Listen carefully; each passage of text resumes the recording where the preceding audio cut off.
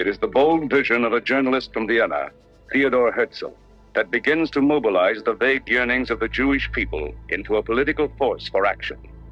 In 1897, at the First Zionist Congress in Switzerland, he calls for a Jewish state in Palestine. Many difficulties lie ahead, but to an anguished people, he says, "If you will it, it need not be a dream." And on December 9th, 1917, the British Expeditionary Force begins its march into liberated Jerusalem. In the Holy City, a joyful people await the entry of Britain's General Allenby. This is a great day, for not only has the oppressive Turkish regime been overthrown, but in gratitude to the Jews for their part in the war, the British have issued the Balfour Declaration, favoring the establishment in Palestine of a Jewish homeland. And it changed the course of history for the Middle East and the Jewish people. The Balfour Declaration, the expression of the British government's support for a Jewish home in Palestine, was sent by British Foreign Secretary Arthur Balfour to the second Lord Rothschild. I'm here in Buckinghamshire at Waddesdon Manor to speak with the fourth Lord Rothschild about the Balfour Declaration, what it means for Britain, for the Jewish people, and the Rothschild family. There's a little bit more to know about the background to that pivotal point in the establishment of Israel in the land of Palestine. Now, when you first hear that the British Foreign Secretary, Lord Balfour, made a declaration, the Balfour Declaration, it has the feel of standing up in Parliament and making a declaration that the British government supports a Jewish homeland in what is now Israel and Palestine. But it wasn't like that. The Balfour Declaration, of course, was a letter, and who the letter was sent to is extremely relevant to the whole story.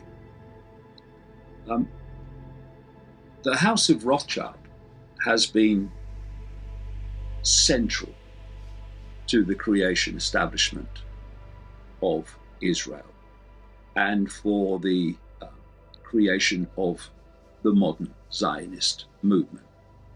The Foreign Office, November the 2nd, 1917. Dear Lord Rothschild, I have much pleasure in conveying to you, on behalf of His Majesty's government, the following declaration of sympathy with Jewish Zionist aspirations, which has been submitted to and approved by the Cabinet. So it's possibly the most famous letter in modern Jewish history, and it begins with 3 words: Dear Lord Rothschild. Why was it that this letter was sent by the Foreign Secretary to your great-uncle Walter? It's an interesting question because he was really interested in ornithology, although he became interested in Zionism. I think the reason was this, that it was primarily a movement from Eastern Europe, but they didn't clarify who was in charge of that movement. And in addition, it was, after all, in Great Britain. So they felt that the Rothschild family should be the one to whom it was addressed. And Walter was Lord Rothschild, and he was a Zionist. And those really are the background reasons. So Walter received the Balfour Declaration, and I have a copy here. And I wonder if I could possibly ask you to read it for us. Yes, indeed. Yeah. His Majesty's government view with favour the establishment of Palestine as a national home for the Jewish people, and will use their best endeavours to facilitate the achievement of this object, it being clearly understood that nothing shall be done which may prejudice the civil and religious rights of existing non-Jewish communities in Palestine, or the rights and political status enjoyed by Jews in any other country. That being, it's clearly understood that nothing shall be done which may prejudice the civil and religious rights of existing non-Jewish communities in Palestine. Now that is clearly happened on a monumental scale, and it's happening hour by hour by hour. So this is completely fraudulent in the sense that the deal was not kept by the treatment of Palestinians. Palestinians who were something like 90% of the population of that land. And here you have a British government in its stunning and predictable arrogance that can basically hand someone else's country to an outside group without even consulting the vastly greater population, 90% in Palestine, about giving their country away to someone else. Because that's what's happened. This whole nonsense about not prejudicing the rights of the population of Palestine at the time not only hasn't happened, it was never even planned to happen. I should be grateful if you would bring this declaration to the knowledge of the Zionist Federation, yours, Arthur Balfour. And here it is, the Balfour Declaration. What do you feel when you see it here? I genuinely feel it's one of the most extraordinary moments in the history of the Jewish people. If you think it took 3,000 years to get to this, and then you say, how did this miracle happen? It's the most incredible piece of opportunism. I mean, if you think you had an impoverished would-be scientist, Chaim Weizmann, who somehow gets to England, meets a few people, including members of my family, seduces them. He has such great charm and conviction. He gets to Balfour, and he unbelievably persuades Balfour and Lloyd George, the Prime Minister, and most of the ministers, that this idea of the national home for Jews should be allowed to take place. I mean, it's so unlikely. And then he's, starts to fight a difficult battle with the British cabinet, and this letter goes through 5 drafts, as you know. And in the end, it comes out as a rather compromising letter. I mean, the essential point is there for the Jewish community to fasten on to. You have the first bit, which promises a national home rather than the national home. There was a connection, a major connection, between Balfour and the recipient of the letter, Rothschild, and it's something called the Round Table Secret Society based in Britain. Now, this was created by the Rothschilds in the latter part of the 19th century, and its first head was Cecil Rhodes. Cecil Rhodes being the man who was an agent of the Rothschilds and plundered southern Africa. When he died, just after the turn of the 20th century, he was replaced as head of the Round Table by a guy called Lord Alfred Milner. He was a businessman. He was a colonial administrator, big-time British colonialist, and he was a member of the British War Cabinet in World War I. And he headed the Round Table as an agent of the Rothschilds at the time of the Balfour Declaration. So here we have the secret society connection between the sender and the receiver of the Balfour Declaration. That Lord Balfour was an inner circle elite member of the Round Table Secret Society. And so the Balfour Declaration was actually a letter from an inner circle elite member of a secret society to Lord Rothschild, who was funding and driving and controlling the secret society and the House of Rothschild in general, not just him. Jewish optimism swells the League of Nations gives Britain a mandate to rule Palestine. Lord Balfour arrives with Zionist leader Chaim Weizmann, whose efforts help bring forth Balfour's Declaration, which is now to become an important part of the mandate. It's a time for celebration. Under the mandate, Britain is to pave the way for the creation of a Jewish state. The dream may now become reality. And of course, the Rothschild family then as now filled two roles, because it wasn't just a leader of diaspora Jewry, it also played a very significant role in the early years of the establishment of the pioneer communities in Israel as well. There were two branches of the Rothschild family primarily concerned. One in France through Baron Edmond Rothschild, who was the one who responded to the Russian programs of the 1880s. In England, there was a divide. Some of the Rothschilds, in particular Baron Edmond's son, James, known as Jimmy, had come from France, partly because of the Dreyfus case and his horror about what had happened, to live in England. He was educated at Cambridge University. And he married an English girl, Mrs. James de Rothschild, and she became a leader at a very young age. She was only 17 when she started writing to Weizmann and introducing him to the British establishment. Other Rothschilds felt it was better to be assimilated into English life, and although they retained their interest in Judaism and Jewish life, they didn't think it was a good thing that this national home should be established in Israel. So it was something that divided my family, as with many other families. Now, what happened next, the Balfour Declaration in November 1917? 2 years later, we had the Versailles Peace Conference at the end of the First World War.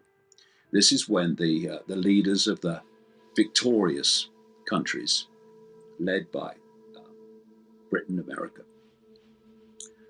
they met at Versailles in France to decide what would happen as a result of the war, what would happen to Germany. And they were advised, as I detail in that book, these leaders were advised by an array of people who were just agents and operatives for the House of Rothschild.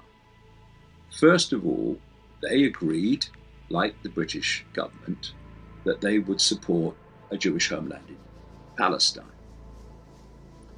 And secondly, they made decisions about reparations for Germany as a result of the First World War that was so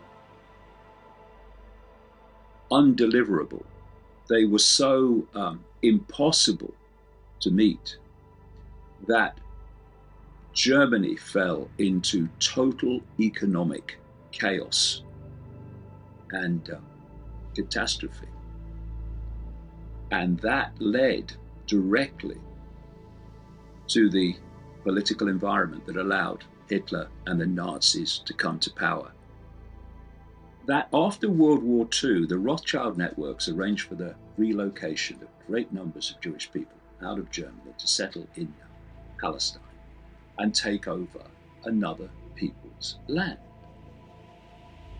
If anyone else did that, they'd send the boys in. But no, this is all fine, apparently, and we should celebrate it.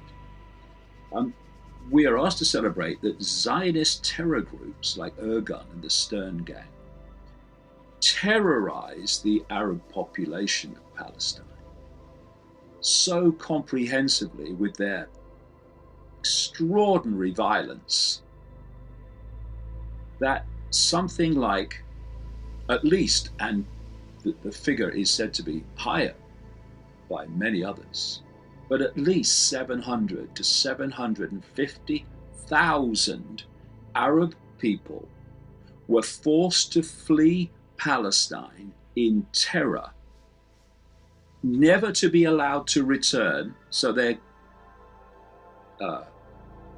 in a state of ongoing, a state of being a refugee from their own land. They were forced to flee their land. because of the violence of Israeli terrorist groups like Irgun and the Stern Gang. And future Israeli prime ministers like Begin and Shamir were members of these terrorist abominations, who then came to power as prime ministers and started condemning terrorism. Have continued to steal more and more Palestinian land in illegally occupied areas like the West Bank, and continually push out the Palestinian population even today from the land that they illegally occupy, the Israelis illegally occupy, so that more and more Jewish settlements can just steal the land. It's been an ongoing theme from the start of stealing land from other people. And they want it all. That's the truth. And also this ongoing violence and apartheid against the Palestinians has created, yes, an apartheid state in Israel.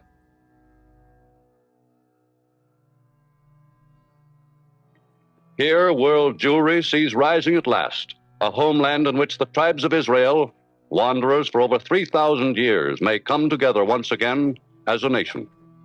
After Lord Allenby conquered the Holy Land in 1917, the Jews were promised a national home in Palestine by Britain's Earl of Balfour, a policy endorsed by Woodrow Wilson and the League of Nations, which made Palestine a British mandate. But in 1939, with war in the offing, the oil pipeline from Iraq through Palestine became one of Britain's major strategic worries, along with the Suez Canal, the empire's lifeline to the Far East. To ensure an uninterrupted supply of oil for its planes, tanks, and ships, Britain had to maintain peace at all costs with the predominantly Arab population, which had long been resentful of Jewish immigration. Convinced that the excuse for keeping Palestine closed had ended with the war, the Jews of America brought strong pressure to bear on Britain. This conference urges the British government to abrogate the policy set out in the White Paper of 1939 and to open Palestine to unrestricted Jewish immigration and resettlement.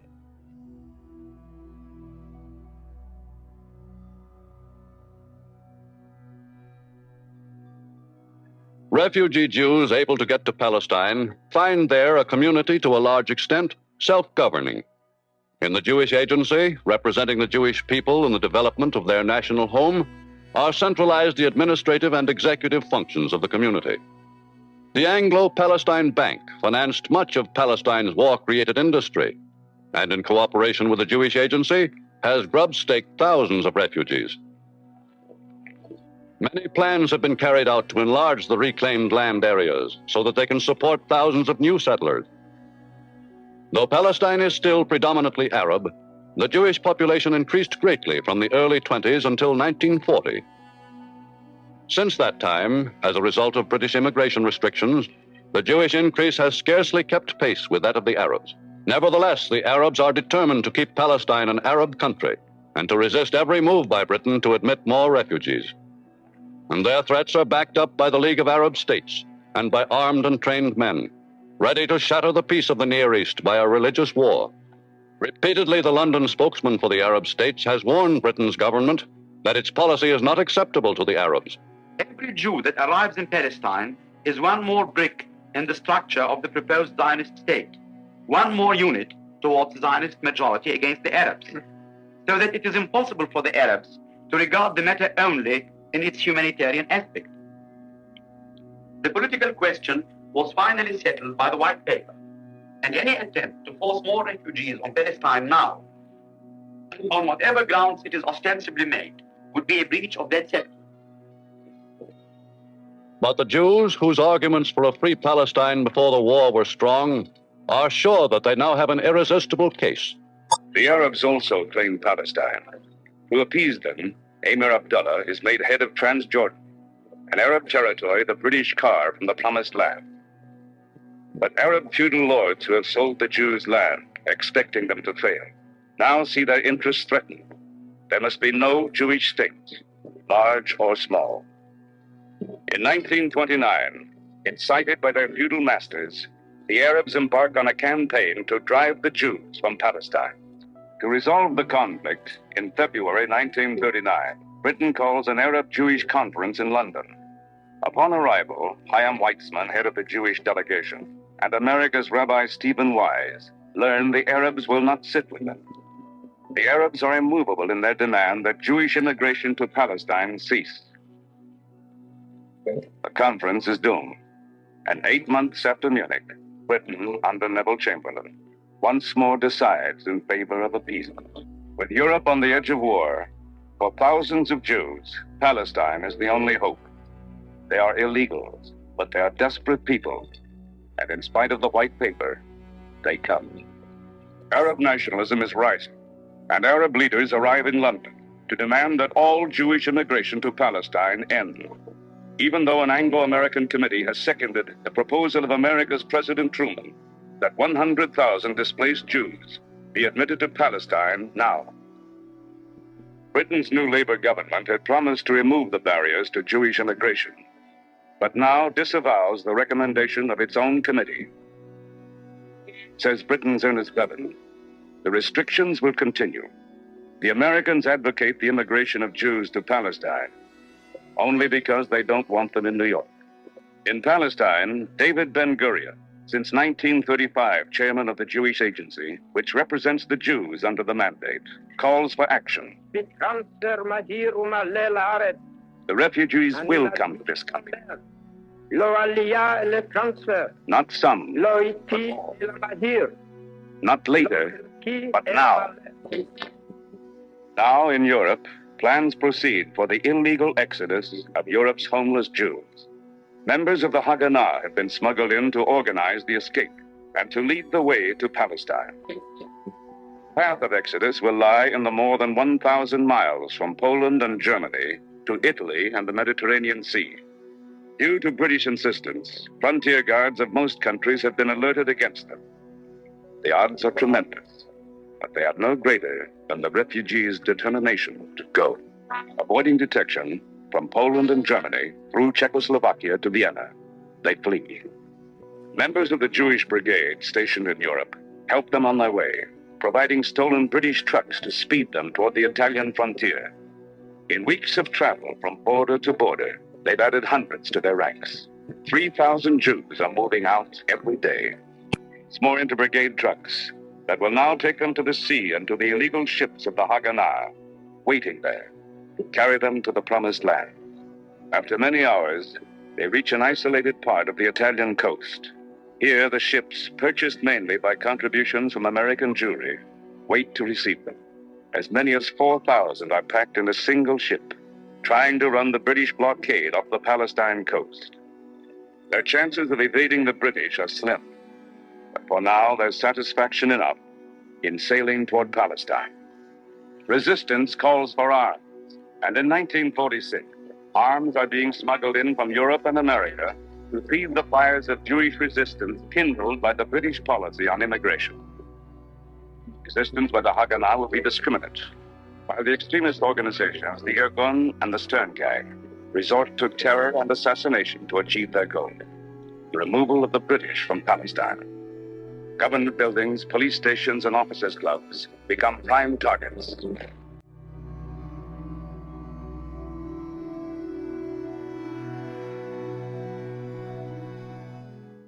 British answer violence with violence. They try mass arrests, martial law, shootings, and hangings, only to breed even greater defiance than before.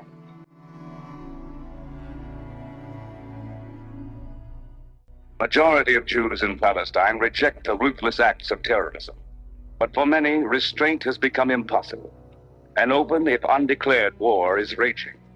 In a single incident, the dynamiting of Jerusalem's King David Hotel, 80 British soldiers are killed. The fight over immigration has evolved into a battle for the Jewish state, and nearly 200,000 British troops are unable to bring order to Palestine. In June 1947, amidst the turmoil, comes the United Nations Special Committee, formed at the request of the British, who feel they can no longer cope with the Palestine problem. They've come to tour the land, to investigate the conflict between Arabs, Jews, and British, and to prepare a report with recommendations to the United Nations General Assembly. At last, there's going to be a Jewish state. With gunfire, the Arabs reject partition. Jerusalem is under siege. Now the underground Haganah comes out in the open, for an unofficial war has begun, a war in which the British mostly stand aside. To Palestine's Arabs, their own independence is less important than the prevention of a Jewish state. May 14th in Tel Aviv, with Jerusalem besieged, settlements under attack, and an Arab invasion underway, David Ben-Gurion arrives to declare the independence of the Jewish state. On this day that ends the British mandate, I proclaim the establishment of a Jewish state in Palestine, to be called Israel. After 2,000 years, the land of Israel is now the state of Israel. And from Cyprus at last they come, not some, but all, not later, but now.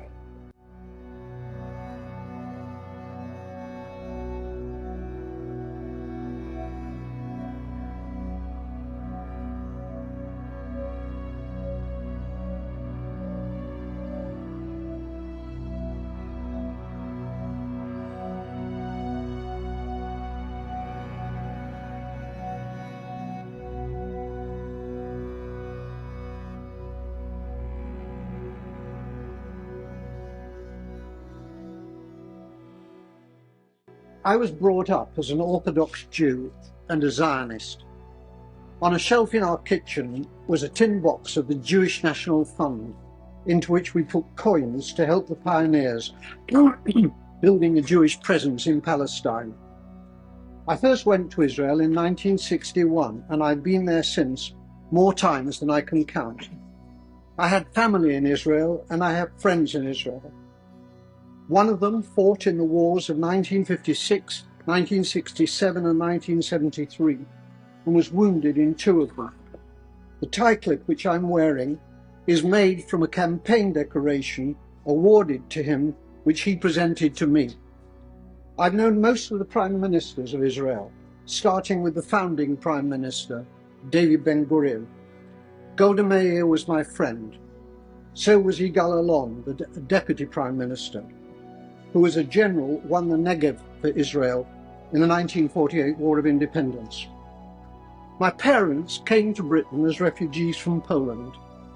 Most of their families were subsequently murdered by the Nazis in the Holocaust. My grandmother was ill in bed when the Nazis came to her hometown of Stachov. A German soldier shot her dead in her bed. Madam Deputy Speaker, my grandmother did not die to provide cover for Israeli soldiers murdering Palestinian grandmothers in Gaza. The present Israeli government ruthlessly and cynically exploit the continuing guilt among Gentiles over the slaughter of Jews in the Holocaust as justification for their murder of Palestinians. The implication is that Jewish lives are precious, but the lives of Palestinians do not count. On Sky News a few days ago, the spokeswoman for the Israeli army, Major Leibovich, was asked about the Israeli killing of, at that time, 800 Palestinians. The total is now 1,000. She replied instantly, 500 of them were militants. That was the reply of a Nazi. I suppose that Jews fighting for their lives in the Warsaw Ghetto could have been dismissed as militants. The Israeli Foreign Minister, Tzipi Livni, asserts that her government will have no dealings with Hamas because they're terrorists. Tzipi Livni's father was Eitan Livni, Chief Operations Officer of the terrorist Irgun Tzvai Leumi, who organized the blowing up of the King David Hotel in Jerusalem in which 91 victims were killed, including 4 Jews. Israel was born out of Jewish terrorism. Jewish terrorists hanged 2 British sergeants and booby-trapped their corpses. Irgun, together with the terrorist Stern Gang, massacred 254 Palestinians in 1948 in the village of Deir Yassin. Today, the present Israeli government indicate that they will be willing, in circumstances acceptable to them, to negotiate with the Palestinian President Abbas of Fatah. It's too late for that, Madam Deputy Speaker. They could have negotiated with Fatah's previous leader, Yasser Arafat, who was a friend of mine. Instead, they besieged him in a bunker in Ramallah, where I visited him. It's because of the failings of Fatah since Arafat's death that Hamas won the election, the Palestinian election in 2006. Hamas is a deeply nasty organization, but it was democratically elected, and it is the only game in town. The boycotting of Hamas, including by our own government, has been a culpable error from which dreadful consequences have followed. The great Israeli Foreign Minister Abba Eban, with whom I campaigned for peace on many platforms, said, "You make peace by talking to your enemies." However many Palestinians the Israelis murder in Gaza, they cannot solve this existential problem by military means. Whenever and however the fighting ends, there will still be 1.5 million Palestinians in Gaza and 2.5 million more Palestinians in the West Bank, who are treated like dirt by the Israelis, with hundreds of roadblocks and with the ghastly denizens of the illegal Jewish settlements harassing them as well. The time will come, not so long from now, when they will outnumber the Jewish population in Israel. It's time for our government to make clear to the Israeli government that its conduct and policies are unacceptable, and to impose a total arms ban on Israel. It is time for peace, but real peace, not the solution by conquest, which is the Israelis' real goal, but which is impossible for them to achieve. They're not simply war criminals, they're fools. ارمي ابنك بالفرن في الفرن، والنسوان قاعدات على الأرض، وكل واحدة قاعدة وحاطة إيديها على راسها هي، وبقولوا للفران ارمي ابنك بالفرن، ارمي ابنك بالفرن. اسمه حامد. قال له أنا ما برمي ابني. قال له شوي. هم ضربوا الحاج حامد على راسه ومسكوا الولد رموه بالفرن. أنا شفت هالمنظر،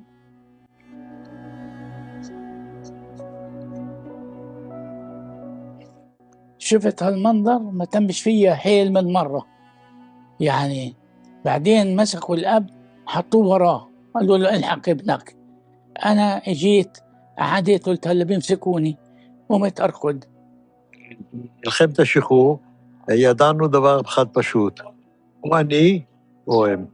מדינה לוקחים עם חרב, ככה אבא שלי אמר לי. המדינה מתשוור. ודאי, הרגנו בהם. נקיפת מצפון. הרגת, אז עשית דבר טוב. הייתי מוכן להרוג. לא דיברתי עם אף אחד על זה. אשתך נגיד שחיית איתה הרבה מאוד שנים, אני מניח. לא דיברת? אף פעם לא סיפרתי לה.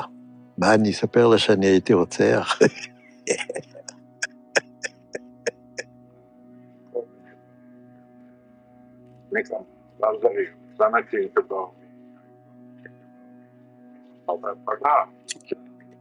אם היו כזה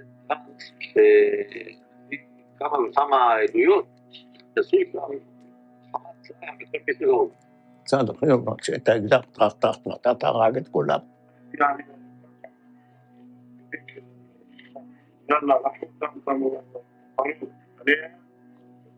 בזמן קרב, אם מישהו ירים ידיים, משהו כזה, לא לקחתי שבויים. כמה אתה חושב אנשים הרגת ככה?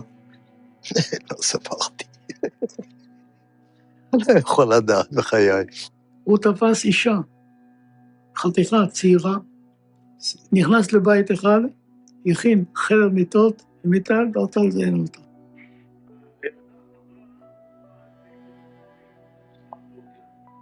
אחד אנס שם איזה ילדה בת 16, משהו כזה. אתה מבין? אבל זה מכוער מאוד, היה לנו בחור אחד, הוא נפטר, הוא היה פרא אדם, הוא לקח פשוט מאוד, ורצח אותם בתוך המכלאות. חוטי ברזל כאלה, עגולים כאלה, אספו כל הגברים. הם יושבים שם כולם על הרצפה, ובא מישהו ולוקח תת מקלע ומתחיל זה, מחליף מחסנית. מה אתה חושב, זה חבר'ה שלקחו את הלוויורים, ורדפו אחרי חבר'ה ושרפו אותם. זה היה משהו זוועתי, וזה אסור לספר, אני לא אדבר על זה. מלחמה זה מלחמה. לא כל אחד יכול לדעת מה זה מלחמה. אני אומר, מי שלא היה שם, לא יכול לשפוט אף אחד אחר. Ladies and gentlemen, you are about to hear a very frightening speech. This speech is an explanation of the plans now being laid to throw the United States into a third world war. It was made a short time ago before a large group in the congressional room of the Willard Hotel in Washington, D.C. Both the speech and the question and answer period later so electrified the audience that a group of patriots has transferred it to 2 long-playing records which you may buy to play for friends, clubs, and your church groups in your community. The speaker is Mr. Benjamin Freedman, noted authority on Zionism and all of its schemes. Mr. Freedman is a former Jew, and I mean a former Jew. He has fought the communist world conspiracy tooth and nail and stands today as a leading American patriot. We now take you to the speaker's platform to present Benjamin Freedman.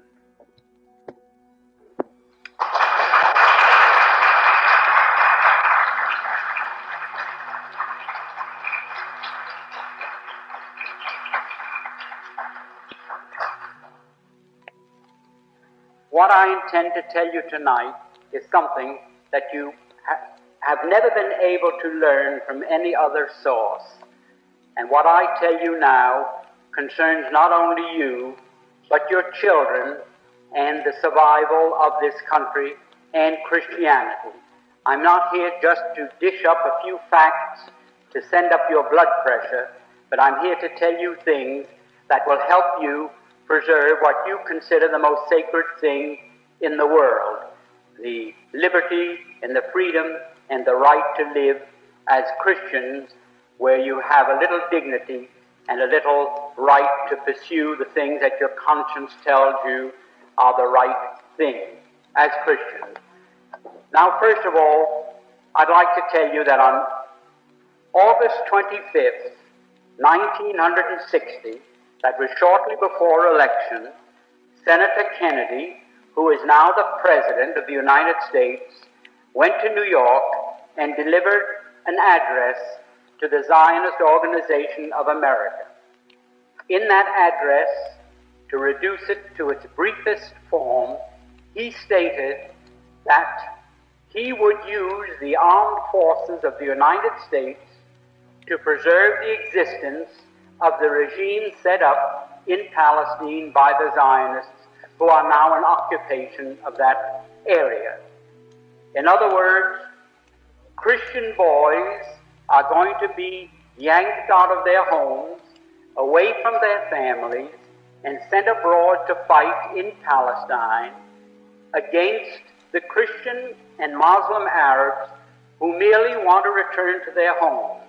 And these Christian boys are going to be asked to shoot to kill these innocent people who only want to follow out 15 resolutions passed by United Nations in the last 12 years, calling upon the Zionists to allow these people to return to their homes. Now, when the United States troops appear in the Middle East to fight with the Zionists as their allies to prevent the return of these people who were evicted from their homes in the 1948 armed insurrection by the Zionists who were transplanted there from Eastern Europe, when that happens, the United States will trigger World War III. You say, when will that take place? The answer is, as soon as the difficulties between France and Algeria have been settled, that will take place. As soon as France and Algeria have settled their difficulties and the Arab world or the Muslim world have no more war on their hands with France, they are going to move these people back into their homes. And when they do that, and President Kennedy sends your sons to fight over there to help the crooks hold on to what they stole from innocent men, women, and children, we will trigger World War III. And when that starts, you can be sure we cannot emerge from that war a victor. We are going to lose that war because there is not one nation in the world that will let one of their sons fight with us for such a cause.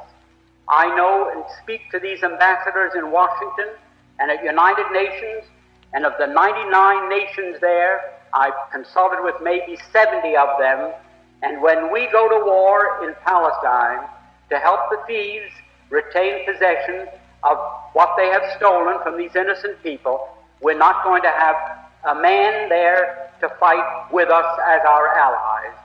And who will these people have supporting them, you ask? Well, 4 days after President Kennedy, or he was then Senator Kennedy, made that statement, on August 28, 1960, the Arab nations called a meeting in Lebanon, and there they decided to resurrect or reactivate the government of Palestine, which has been dormant more or less since the 1948 armed insurrection by the Zionists. Not alone that, they ordered the creation of a Palestinian army, and there are now drilling maybe 500,000 soldiers in that area of the world to lead these people back to their homes. With them, they have as their allies all the nations of what is termed the Bandung Conference group. That includes the Soviet Union and every Soviet Union satellite. It includes Red China. It includes every independent country in Asia and Africa, or 80% of the world's total population. 80% of the world's population, 4 out of 5 human beings on the face of the earth will be our enemies at war with us. Not alone are they 4 out of 5 human beings now on the face of this earth, but they are the non-Christian population of the world, and they are the non-Caucasian, the non-white nations of the world. And that's what we face. And what is the reason? The reason is that here in the United States, the Zionists and their co-religionists have complete control of our government. For many reasons, too many and too complex to go in here. At this time, I'll be glad to answer questions, however, to support that statement. The Zionists and their co-religionists rule this United States as though they were the absolute monarchs of this country. Now you say, well, that's a very broad statement to make, but let me show what happened while you were, I don't want to wear that out. Let me show you what happened while we were all asleep. I'm including myself with you. We were all asleep. What happened? World War I broke out in the summer of 1914. 1914 was the year in which World War I broke out. There are a few people here my age who remember that. Now, that war was waged on one side by Great Britain, France, and Russia, and on the other side by Germany, Austria-Hungary, and Turkey. What happened? Within 2 years, Germany had won that war. Not alone won it nominally, but won it actually. The German submarines, which were a surprise to the world, had swept all the convoys from the Atlantic Ocean, and Great Britain stood there without ammunition for her soldiers, stood there with 1 week's food supply, facing her, and after that, starvation. At that time, the French army had mutinied. They lost 600,000 of the flower of the French youth in the defense of Verdun on the Somme. The Russian army was defecting. They were picking up their toys and going home. They didn't want to play war anymore. They didn't like the Tsar. And the Italian army had collapsed. Now, Germany, not a shot had been fired on the German soil. Not an enemy soldier had crossed the border into Germany. And yet, here was Germany offering England peace terms. They offered England a negotiated peace on what the lawyers call a status quo ante basis. That means let's call the war off and let everything be as it was before the war started.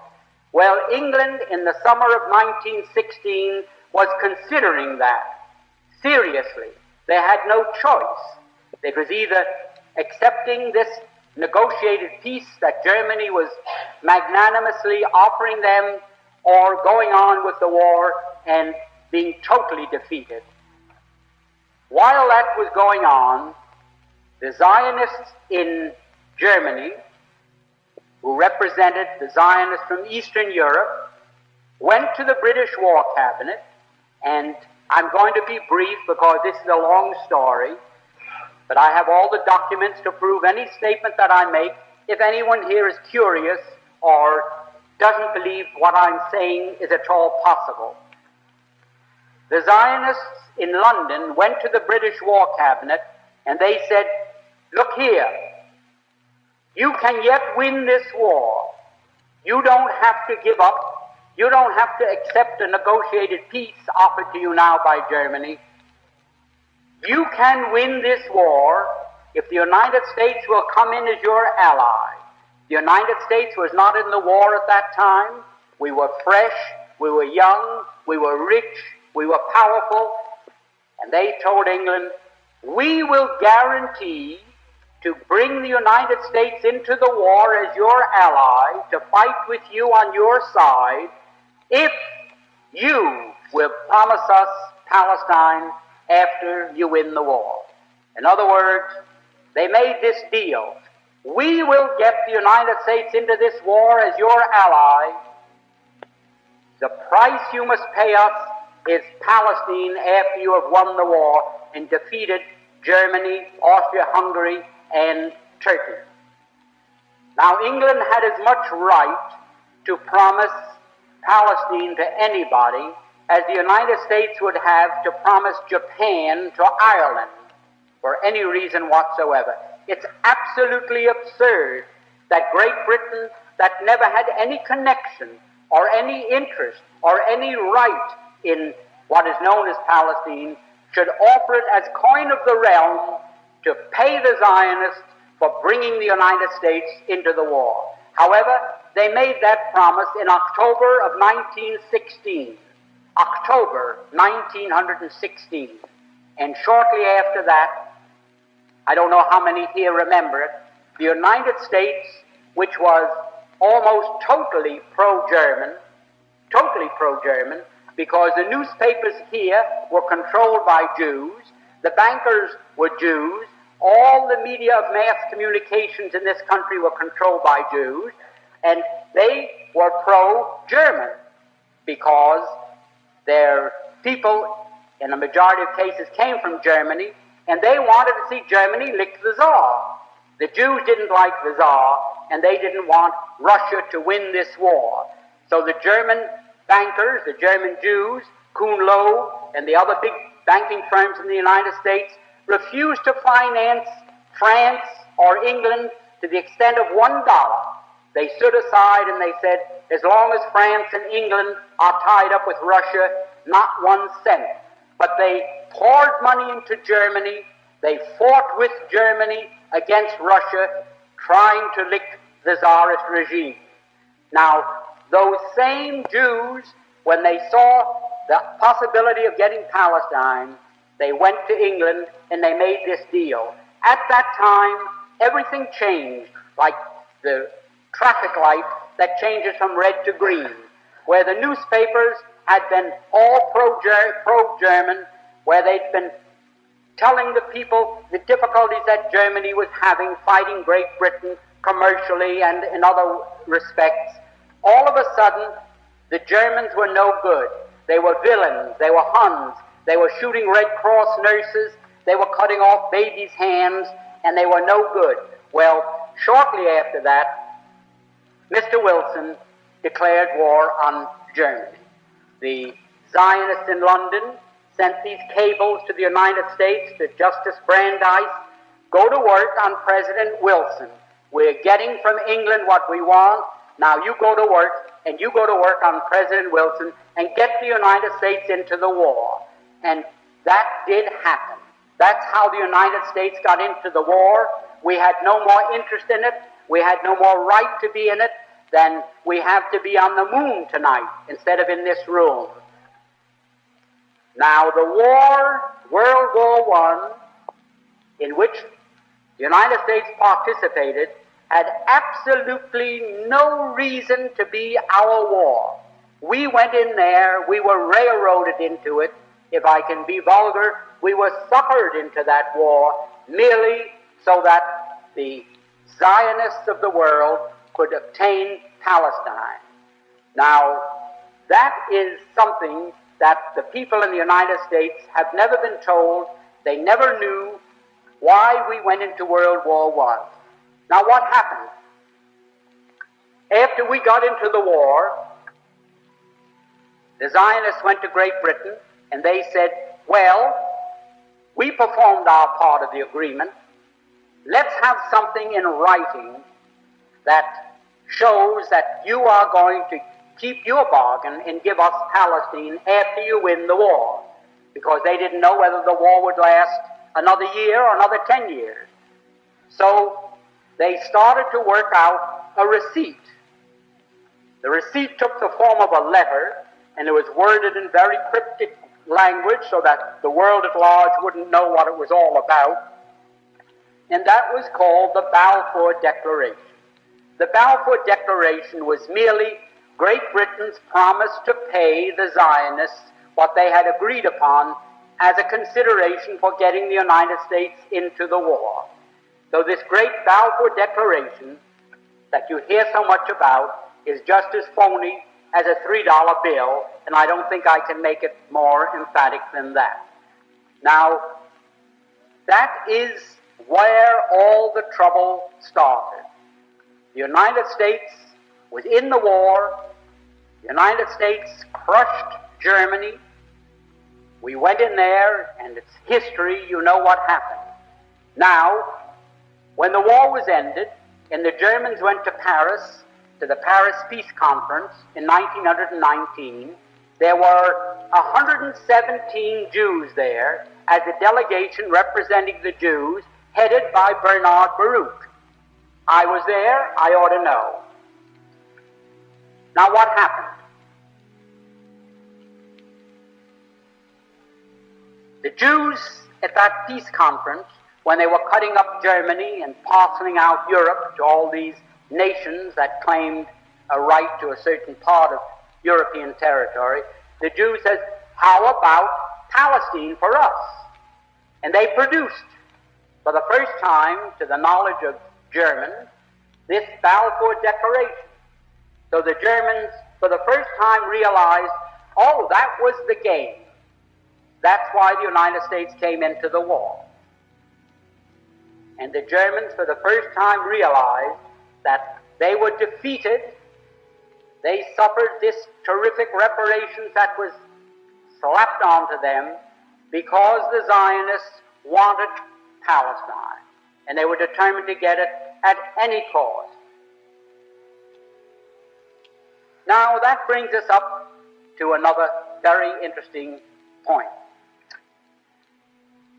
When the Germans realized this, they naturally resented it. Up to that time, the Jews had never been better off in any country in the world than they had been in Germany. You had Mr. Rosenow there, who was maybe 100 times as important in industry and finance as Bernard Baruch in this country. You had Mr. Ballin, who owned the two big steamship lines, the North German Lloyd and the Hamburg American Line, thank you. You had Mr. Bleichsröder, who was the banker for the Hohenzollern family. You had the Warburgs in Hamburg, who were the big merchant bankers, the biggest in the world. The Jews were doing very well in Germany. No question about that. Now, the Germans felt, well, that was quite a sellout. It was a sellout that I can best compare. Suppose the United States was at war today with the Soviet Union, and we were winning, and we told the Soviet Union, well, let's quit. We offer you peace terms. Let's forget the whole thing. And all of a sudden, Red China came into the war as an ally of the Soviet Union, and throwing them into the war brought about our defeat, a crushing defeat, with a reparations the likes of which man's imagination cannot encompass. Imagine, then, after that defeat, if we found out that it was the Chinese in this country, our Chinese citizens, who all the time we thought they were loyal citizens working with us, was selling us out to the Soviet Union, and it was through them that Red China was brought into the war against us. How would we feel in the United States against Chinese? I don't think one of them would dare show his face on any street. There wouldn't be lampposts enough convenient to take care of them.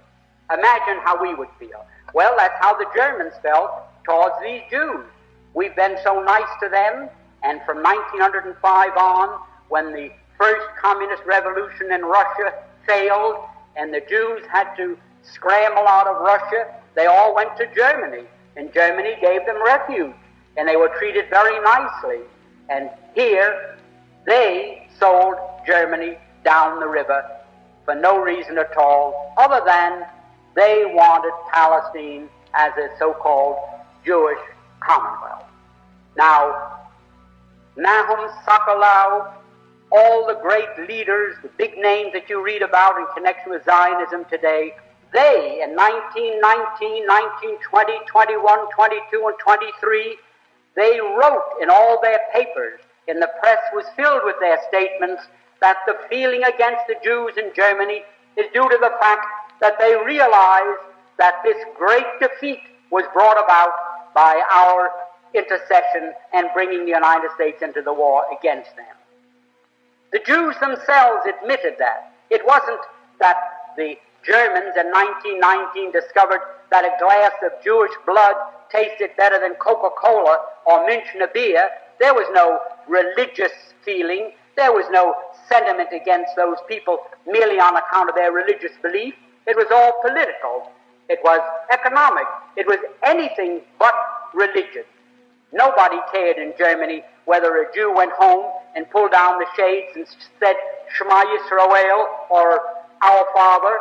No one cared in Germany any more than they do in the United States. Now, this feeling that developed later in Germany was due to one thing, that the Germans held the Jews responsible for their crushing defeat for no reason at all, because World War I was started against Germany for no reason for which they were responsible. They were guilty of nothing, only of being successful. They built up a big navy, they built up world trade. You must remember, Germany, at the time of Napoleon, at the time of the French Revolution, what was the German Reich consisted of 300 small city-states, principalities, dukedoms, and so forth. 300 little separate political entities. And between that time, between the period between Napoleon and Bismarck, they were consolidated into one state. And within 50 years after that time, they became one of the world's great powers. Their navy was rivaling Great Britain's. They were doing business all over the world. They could undersell anybody and make better products. And what happened? What happened as a result of that? there was a conspiracy between England, France, and Russia that we must slap down Germany, because there isn't one historian in the world that can find a valid reason why those three countries decided to wipe Germany off the map politically. Now, what happened after that? When Germany realized that the Jews were responsible for her defeat, they naturally resented it. But not a hair on the head of any Jew was harmed. Not a single hair. Professor Tanzel of Georgetown University, who had access to all the secret papers of the State Department, wrote in his book and quoted from a State Department document written by Hugo Schoenfeld, a Jew who Cordell Hull sent to Europe in 1933 to investigate the so-called camps of political prisoners.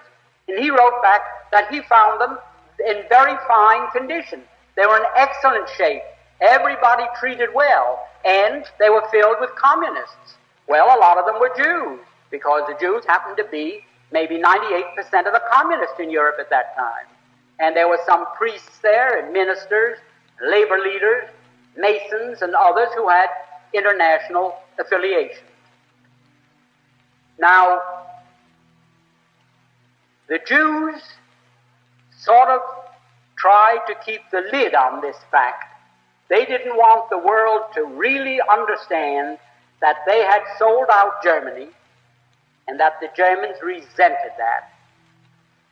So they did take appropriate action against them.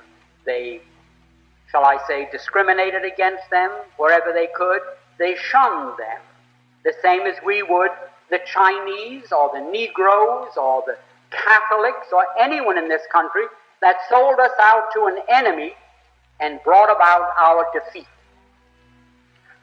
Now, after a while, the Jews of the world didn't know what to do, so they called a meeting in Amsterdam. Jews from every country in the world attended in July 1933, and they said to Germany, "You fire Hitler and you put every Jew back into his former position, whether he was a communist, no matter what he was. You can't treat us that way. And we, the Jews of the world, are calling upon you and serving this ultimatum upon you." Well, the Germans told them, you can imagine. So what did they do? They broke up. And Samuel Untermeyer, if the name means anything to people here, you want to ask the question?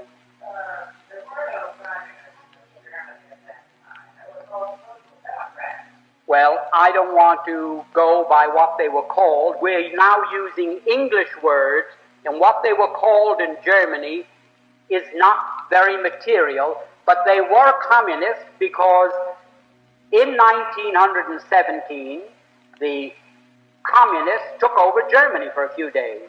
Rosa Luxemburg and Karl Liebknecht and a group of Jews in Germany took over the government for 3 days. In fact, when the Kaiser ended the war, he fled to Holland because he thought the communists were going to take over Germany as they did Russia, and that he was going to meet the same fate that the Tsar did in Russia. So he left and went to Holland for safety and for security. Now, at that time, when the communist threat in Germany was quashed, it was quiet, the Jews were working still, trying to get back into their former status, and the Germans fought them in every way they could without hurting a hair on anyone's head. The same as one group, the prohibitionists, fought the people who were interested in liquor, and they didn't fight one another with pistols. They did it every way they could. Well, that's the way they were fighting the Jews in Germany.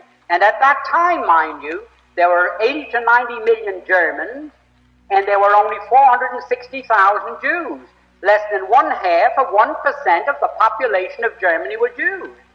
And yet they controlled all the press, they controlled most of the economy, because they had come in and with cheap money, you know the way the mark was devalued, they bought up practically everything.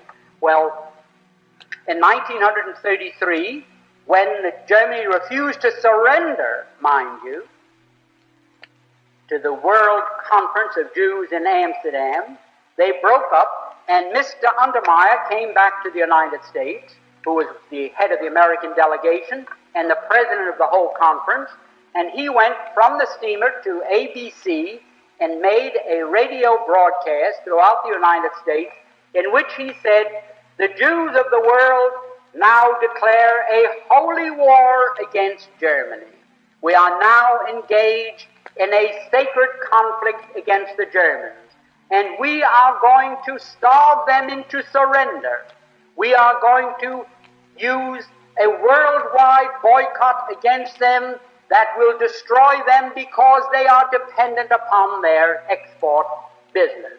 And it is a fact that 2/3 of Germany's food supply had to be imported, and it could only be imported with the proceeds of what they exported, their labor. So if Germany could not export, 2/3 of Germany's population would have to starve. There just was not enough food for more than 1/3 of a population.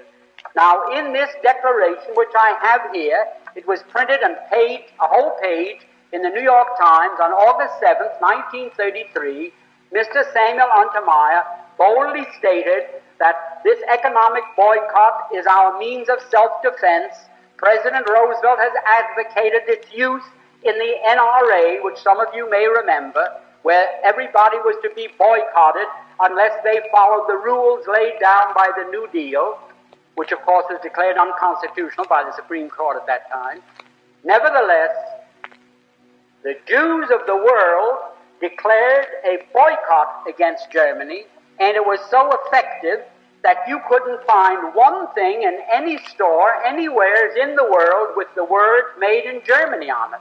In fact, an executive of the Woolworths Company told me that they had to dump millions of dollars worth of crockery and dishes into the river, that their stores were boycotted. If anyone came in and found a dish marked "Made in Germany," they were picketed with signs, Hitler, murderer, and so forth, and like something like these sit-ins that are taking place in the South. R.H. Macy, which is controlled by a family called Strauss, who also happen to be Jews, a woman found stockings there, which came from Chemnitz, marked "Made in Germany." Well, they were cotton stockings. They may have been there 20 years, because since I've been observing women's legs in the last 20 years, I haven't seen a pair with cotton stockings on them. So I saw Macy boycotted with hundreds of people walking around with signs, "Murderers" and "Hitlerites" and so forth. Now, up to that time, not one hair of any Jew had been hurt in Germany. There was no suffering, there was no starvation, there was no murder, there was nothing. Now, that, naturally, the Germans said, "Why, who are these people to declare a boycott against us and throw all our people out of work and our industries come to a standstill? Who are they to do that to us?" And they naturally resented it. Certainly they painted swastikas on stores owned by Jews. Why should a German go in and give their money to a storekeeper who is part of a boycott, who is going to starve Germany into surrender into the Jews of the world, who are going to dictate who their premier or chancellor was to be? Well, it was ridiculous. That continued for some time. And it wasn't until 1938 when a young Jew from Poland walked into the German embassy in Paris and shocked one of the officials that the Germans really started to get rough with the Jews in Germany. And you found them then breaking windows and having street fights and so forth. Now, for anyone to say that, I don't like to use the word anti-Semitism because it's meaningless, but it means something to you still, so I'll have to use it. The only reason that there was any feeling in Germany against Jews was that they were responsible, number one, for World War I, number two, for this worldwide boycott, and number three, did I say for World War I, they were responsible for the boycott and also for World War II, because after this thing got out of hand, it was absolutely necessary for the Jews and Germany to lock horns in a war to see which one was going to survive. In the meanwhile, I had lived in Germany, and I knew that the Germans had decided Europe is going to be Christian or communist. There is no in-between. It's going to be Christian or it's going to be communist. And the Germans decided, we're going to keep it Christian if possible. And they started to rearm. And their intention was, by that time, the United States had recognized the Soviet Union, which they did in November 1933. The Soviet Union was becoming very powerful, and Germany realized, well, our turn is going to come soon unless we are strong. The same as we in this country are saying today, our turn is going to come soon unless we're strong, and our government is spending $83 or $84 billion of your money for defense, they say. Defense against who? Defense against 40,000 little Jews in Moscow that took over Russia and then, in their devious ways, took over control of many other governments of the world. Now, for this country to now be on the verge of a third world war from which we cannot emerge a victor is something that staggers my imagination. I know that nuclear bombs are measured in terms of megathons. A megathon is a term used to describe 1 million tons of TNT. 1 million tons of TNT is a megathon. Now, our nuclear bombs had a capacity of 10 megathons, 10 million tons of TNT. That was when they were first developed 5 or 6 years ago. Now, the nuclear bombs that are being developed have a capacity of 200 megathons. And God knows how many megathons the nuclear bombs that the Soviet Union has have a capacity. So, what do we face now? If we trigger a world war that may develop into a nuclear war, humanity is finished. And why will it take place? It will take place because Act 3, the curtain goes up on Act 3. Act 1 was World War I. Act 2 was World War II. Act 3 is going to be World War III.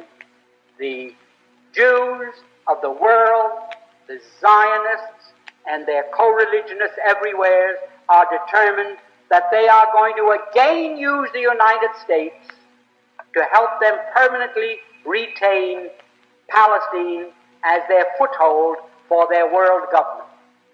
Now that is just as true as I'm standing here, because not alone have I read it, but many here have read it, and it's known all over the world. Now, what are we going to do? This life you save may be your son. Your boys may be on their way to that war tonight, and you don't know it any more than you knew that in 1916 in London, the Zionists made a deal with the British War Cabinet to send your sons to war in Europe. Did you know it at that time? Not a person in the United States knew it. You weren't permitted to know it. Who knew it? President Wilson knew it. Colonel House knew it. Others knew it. Did I know it? I had a pretty good idea of what was going on. I was liaison to Henry Morgenthau Sr. in the 1912 campaign when President Wilson was elected. And there was talk around the office there. I was confidential man to Henry Morgenthau Sr., who was chairman of the Finance Committee, and I was liaison between him and Rollo Wells, the treasurer. So I sat in these meetings with President Wilson at the head of the table and all the others, and I heard them drum into President Wilson's brain the graduated income tax in what has become the Federal Reserve, and also indoctrinate him with the Zionist movement. And Justice Brandeis and President Wilson were just as close as the two fingers on this hand, and President Woodrow Wilson was just as incompetent when it came to determining what was going on as a newborn baby. And that's how they got us into World War I, why we all slept. Now at this moment, they may be planning this World War III, in which we don't stand a chance, even if they don't use nuclear bombs. How can the United States, about 5% of the world, go out and fight 80 to 90% of the world on their home ground? How can we do it? Send our boys over there to be slaughtered for what? So the Jews can have Palestine as their commonwealth? They've fooled you so much that you don't know whether you're coming or going. Now, any judge, when he charges a jury, says, gentlemen, any witness that you find has told a single lie, you can disregard all his testimony. That is correct. I don't know from what states you come, but in New York State, that is the way the judge addresses a jury. If that witness said one lie, disregard his testimony. Now, what are the facts? The Jews, I call them Jews to you because they're known as Jews. I don't call them Jews. I refer to them as so-called Jews because I know what they are. If Jesus was a Jew, there isn't a Jew in the world today. And if those people are Jews, certainly our Lord and Savior was not one of them. And I can prove that. Now what happened? The Eastern European Jews, who form 92% of the world's population, of those people who call themselves Jews, were originally Khazare. They were a warlike tribe that lived deep in the heart of Asia. And they were so warlike that even the Asiatics drove them out of Asia into Eastern Europe. And to reduce this, so you don't get too confused about the history of Eastern Europe, they set up this big Khazar kingdom, 800,000 square miles. Only there was no Russia, there were no other countries, and the Khazar kingdom was the biggest country in all Europe. So big and so powerful that when the other monarchs wanted to go to war, the Khazars would loan them 40,000 soldiers. That's how big and powerful they were. Now, they were phallic worshippers, which is filthy. I don't want to go into the details of that now. It was their religion, the way it was the religion of many other pagans or barbarians elsewhere in the world. Now, the king became so disgusted with the degeneracy of his kingdom that he decided to adopt a so-called monotheistic faith, either Christianity, Islam, the Muslim faith, or what is known today as Judaism, really Talmudism. Mr. Freedman's address will be continued on the second recording, along with a question and answer period between Mr. Freedman and the audience. Now, the king became so disgusted with the degeneracy of his kingdom that he decided to adopt a so-called monotheistic faith, either Christianity, Islam, the Muslim faith, or what is known today as Judaism, really Talmudism.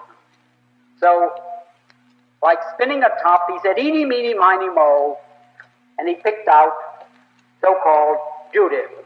And that became the state religion, and he sent down to the Talmudic schools of Tel and Surah, and brought up thousands of these rabbis with their teachings, and he opened up synagogues and schools in his kingdom of 800,000 people, 800,000 square miles, and maybe 10 to 20 million people, and they became what we call Jews.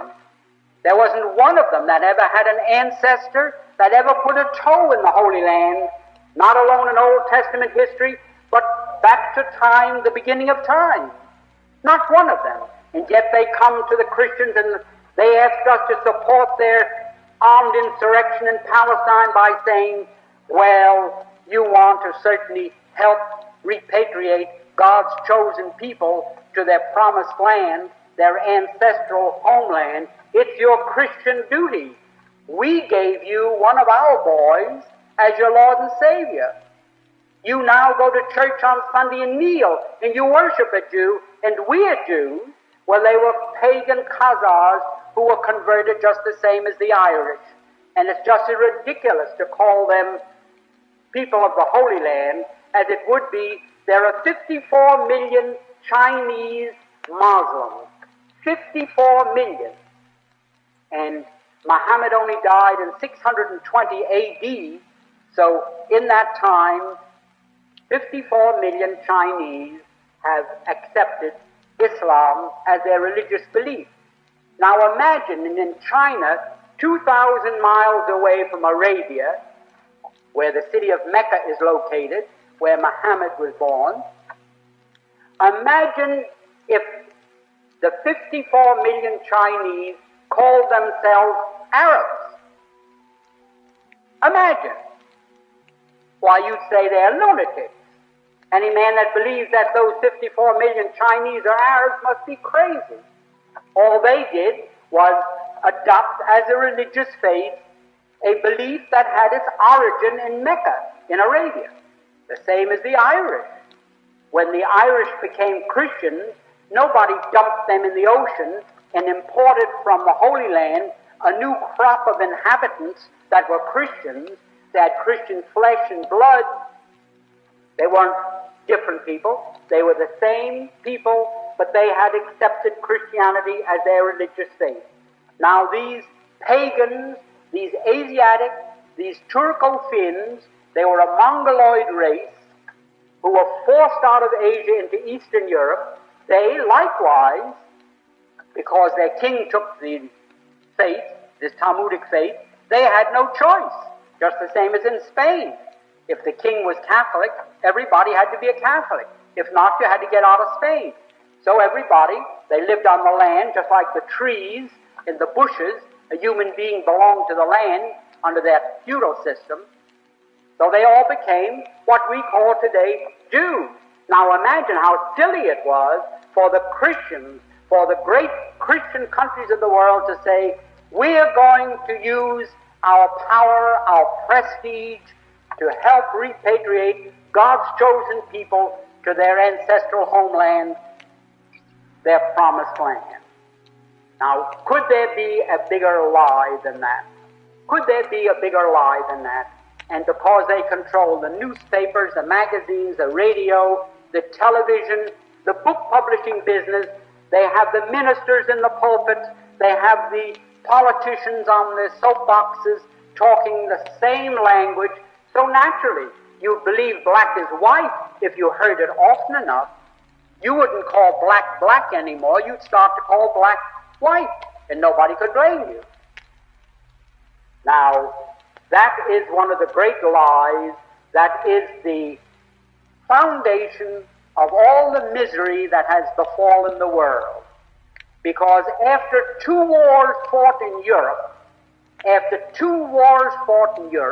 World War I and World War II, if it wasn't possible for them to live in peace and harmony with the people in Europe, like their brethren are living in the United States, what were the 2 wars fought for? Did they have to, like you flush the toilet because they couldn't get along? Did they have to say, well, we're going back to our homeland and you Christians help us? I can't understand yet how the Christians in Europe could have been that dumb, because every theologian, every history teacher knew the things that I'm telling you. But they naturally bribed them, shut them up with money, stuffed their mouth with money, and now I don't care whether you know all this or not. It doesn't make any difference to me whether you know all these facts or not. But it does make a big difference to me. I've got in my family boys that will have to be in the next war. And I don't want them to go and fight and die like they died in Korea, like they died in Japan, like they died all over the world. For what? To help crooks hold on to what they stole from innocent people who had been in peaceful possession of that land, those farms, those homes, for hundreds and maybe thousands of years? Is that why the United States must go to war? Because the Democratic Party wants New York State, the electoral votes, Illinois, the electoral votes, in Pennsylvania, the electoral votes, which are controlled by the Zionists and their co-religionists, the balance of power. In New York City, there are 400,000 members of the Liberal Party, all Zionists and their co-religionists, and New York State went for Kennedy by 400,000 votes. Now, I don't blame Mr. Kennedy. I'm fond of Mr. Kennedy. I think he's a great man. I think he can really pull us out of this trouble if we get the facts to him. And I believe he knows a great deal more than his appointments indicate he knows. He's playing with the enemy. Like when you go fishing, you've got to play with the fish. Let him out and pull him in, and let him out and pull him in. But knowing Mr. Kennedy's father and how well informed he is on this whole subject and how close Kennedy is to his father, I don't think Mr. Kennedy is totally in the dark. But I do think that it is the duty of every mother, every loyal Christian, every person that regards the defense of this country as a sacred right, that they communicate not with their congressman, not with their senator, but with President Kennedy, and tell him, I do not think that you should send my boy or our boys wearing the uniform of the United States of America and under the flag that you see here, our red, white, and blue, to fight there to help keep in the hands of thieves that which they have stolen. I think everyone should not alone write once, but keep writing and get your friends to write. Now, I could go on endlessly and tell you these things to support what I have just asked you to do, but I don't think it's necessary to do that. You're above the average group in intelligence, and I don't think it's necessary to impress this anymore. But I want to tell you one more thing. You talk about, the Jews. Why the Jews? Christianity. Why we got Christianity from the Jews. And the Jews gave us Jesus, and the Jews gave us our religion. But do you know that on the Day of Atonement that you think is so sacred to them, that on that day, and I was one of them. This is not hearsay. I'm not here to be a rabble-rouser. I'm here to give you facts. When on the Day of Atonement you walk into a synagogue, the very first prayer that you recite, you stand, and it's the only prayer for which you stand, and you repeat 3 times a short prayer, the Kal Nidra. You enter into an agreement with God Almighty that any oath, vow, or pledge that you may make during the next 12 months, any oath, vow, or pledge that you may take during the next 12 months shall be null and void. The oath shall not be an oath. The vow shall not be a vow. The pledge shall not be a pledge. They shall have no force and effect, and so forth and so on. And further than that, the Talmud teaches, don't forget, whenever you take an oath, vow, and pledge, remember the Kal Nidra prayer that you recited on the Day of Atonement, and that exempts you from fulfilling that. How much can you depend upon their loyalty? You can depend upon their loyalty as much as the Germans depended upon it in 1916. And we're going to suffer the same fate that Germany suffered, and for the same reason. You can't depend upon something as insecure as the leadership that is not obliged to respect an oath, vow, or pledge. Now, I could go on and recite many other things to you, but I would have a little respect for your time and you want to really get through with all this. Tomorrow is going to be a long day. Now I want to say one thing. You asked me, well, you think to yourself, well, how did this fellow get mixed up in this the way he got mixed up in it? Well, I opened my mouth in 1945, and I took big pages in newspapers and tried to tell the American people what I'm telling you.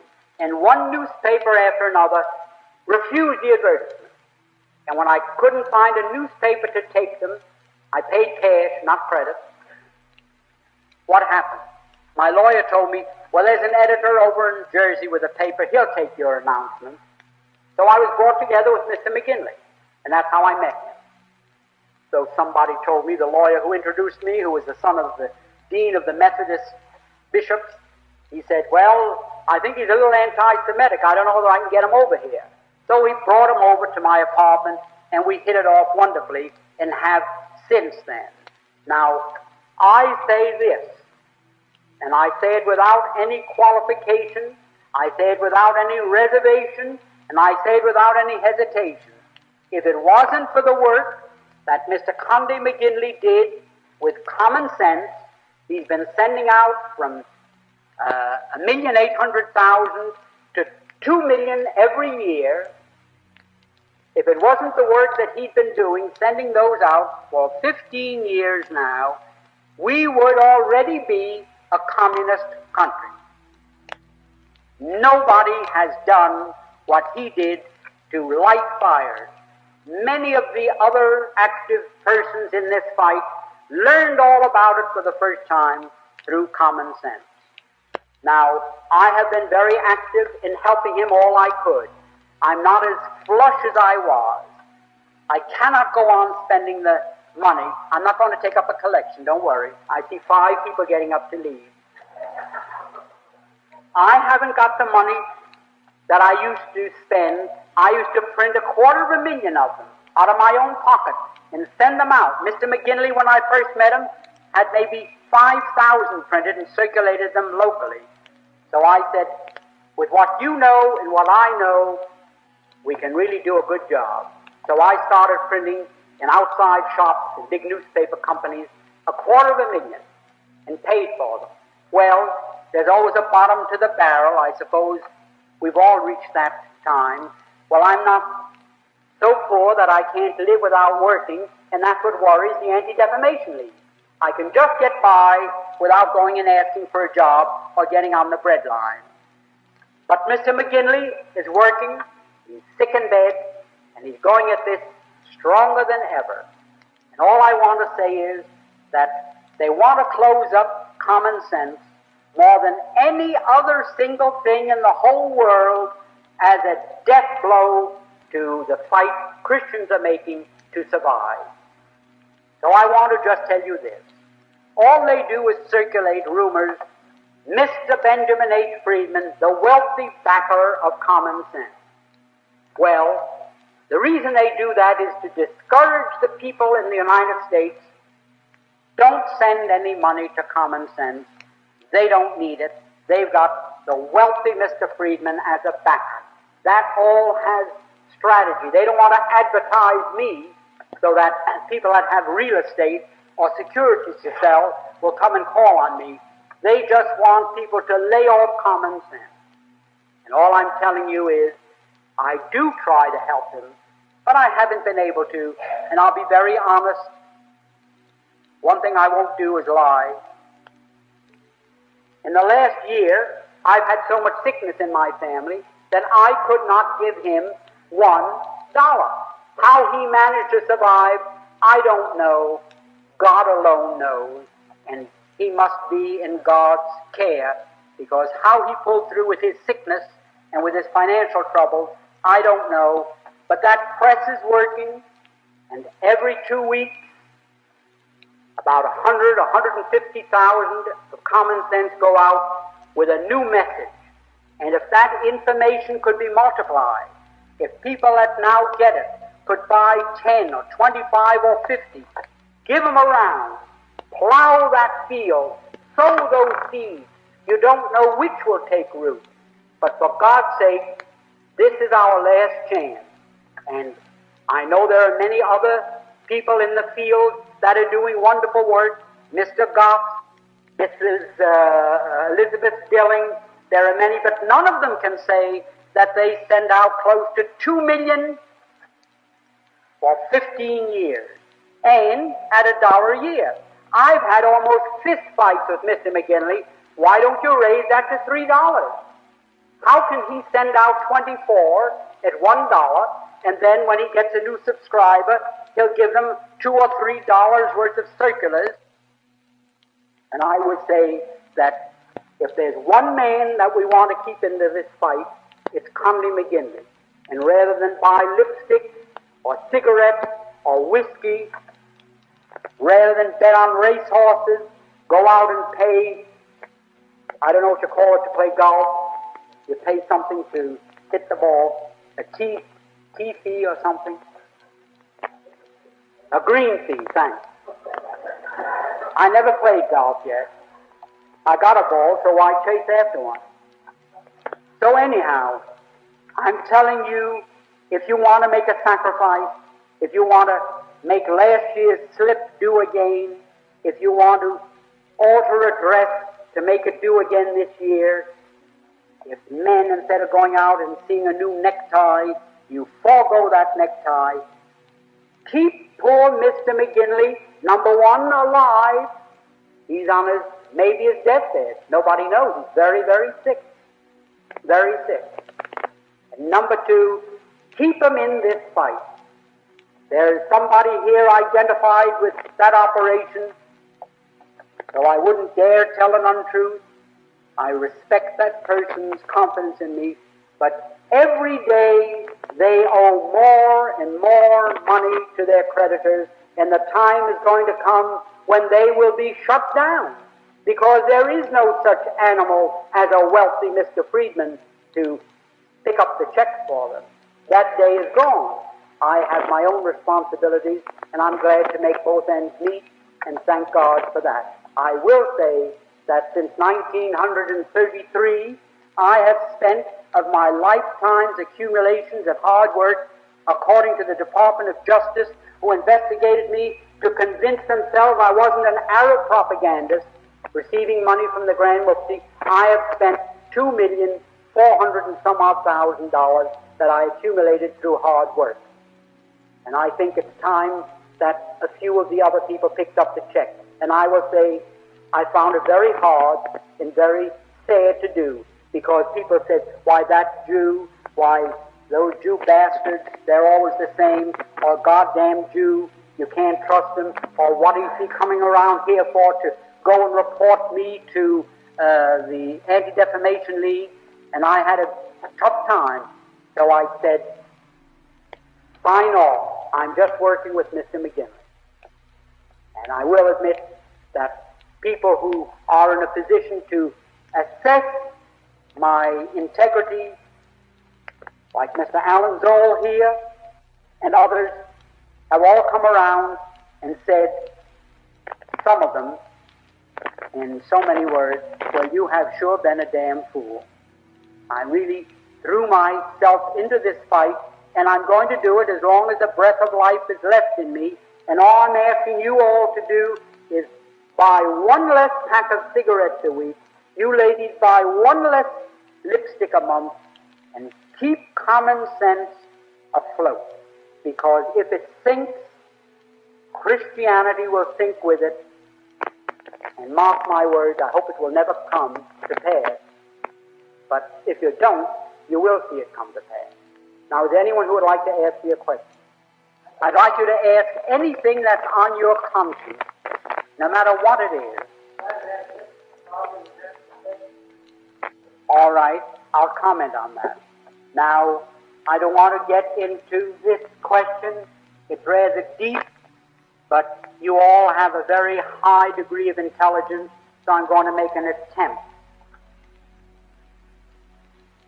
In the time of Bible history, there was a geographic area known as Judea. Judea was a province of the Roman Empire.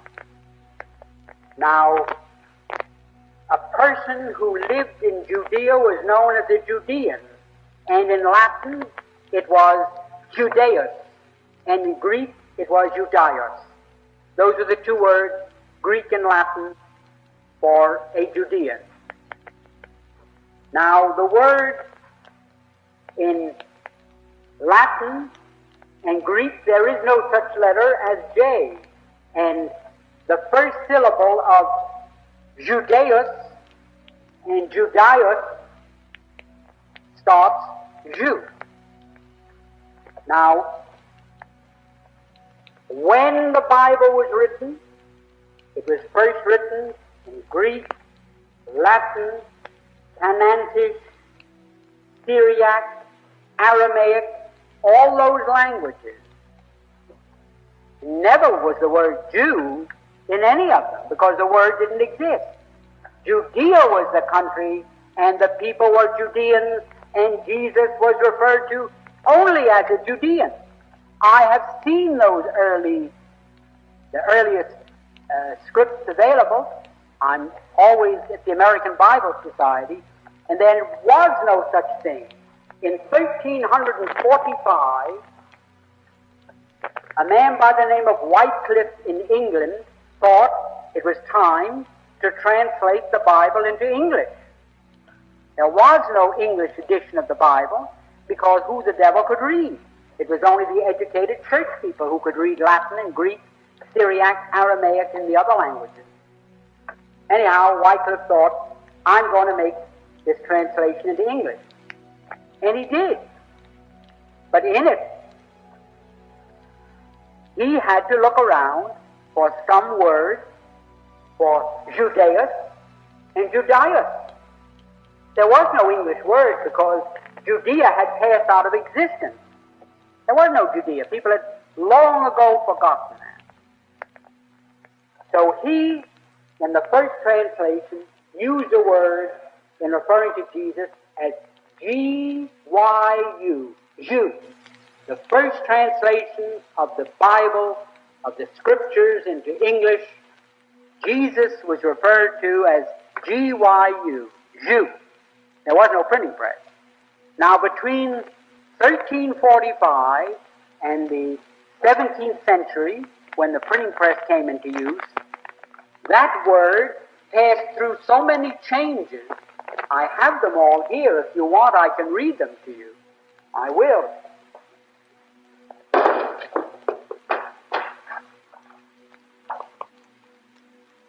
That word, Jew, which was in the Wycliffe Bible, became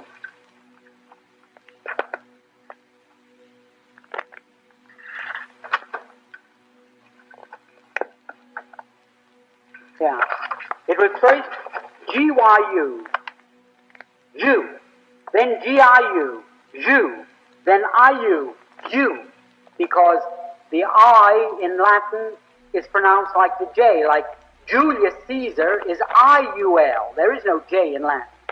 Then I-U-W, Jew. Then I-E-U-U. Then I-E-U-I, Jewy. Then I-W-E. Then I-O-W. Then I-E-W-E, all in Bible as time went on. Then I-E-U-E. Then I-U-E. Then I-V-E. And then I-E-W. And finally, in the 18th century, J-E-W, Jew. All the corrupt and contracted form for Judaios and Judaeus in Latin. Now, there was no such thing as Jew, and any theologian, I've lectured in maybe 20 of the most prominent theological seminaries in this country, and 2 in Europe, there was no such word as Jew. There only was Judea, and Jesus was a Judean. And the first English use of a word in an English Bible to describe him was G-Y-U, Jew, a contracted and shortened form of Judaeus. Just the same as we call a lab for laboratory and we call a pram for a perambulator, and gas for gasoline. There's a tendency to shorten up. So who in England knew if you put out in spelling Judaios or Judaeus, the English, there were no public schools, people didn't know how to read, or they wouldn't know what it was. It looked like a scrambled alphabet. So they made a short word out of it. Like in England, they call a public house, which is a bar in our country, a pub. Easy to remember and simple. Now, for a theologian to say that you can't harm the Jews is just ridiculous, because I'd like to know where in the scriptures it says that. I'd like to know the text. But now they say in Germany, look at what happened to Germany for touching the Jews. What would you, as a citizen of the United States, do to people that did to you what the so-called Jews, the Polacks and Litvaks and Galicianers, they weren't Jews, as I just explained to you. They were Eastern Europeans who'd been converted to Talmudism. There was no such thing as Judaism. Judaism was a name given in recent years to this religion known in Bible history as Torah Piava. No Jew or no educated person ever heard of Judaism. It didn't exist.